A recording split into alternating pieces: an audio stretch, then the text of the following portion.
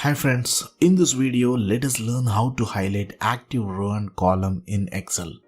Let us assume that we have different data like this by month and person wise like this. And let us try to highlight the active row and column based on our selection. First copy the entire range and paste it into other sheet as values. Select the entire data range and go to Conditional Formatting. Select based on new rule. Select the last option to use the formula and type the formula as equals to or open the parentheses, cell, open parentheses again, in the inverted code type row, close the parentheses, equal to row function, comma, cell, open the parentheses, in the inverted quotes, call, close the parentheses, equal to column function and close the parentheses. And click on format and design the format style based on your convenience.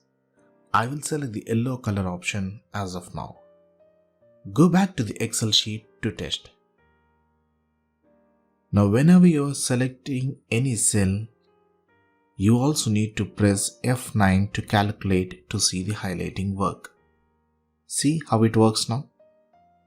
But it would be better if it gets highlighted automatically rather than pressing F9 all the time, right?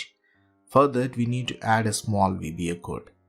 Go to the VBA editor window, double click on sheet 6 and type the code as private space sub space worksheet underscore selection change, open the parentheses, by val space target as range, close the parentheses, press enter, tab application.calculate, press enter and end sub.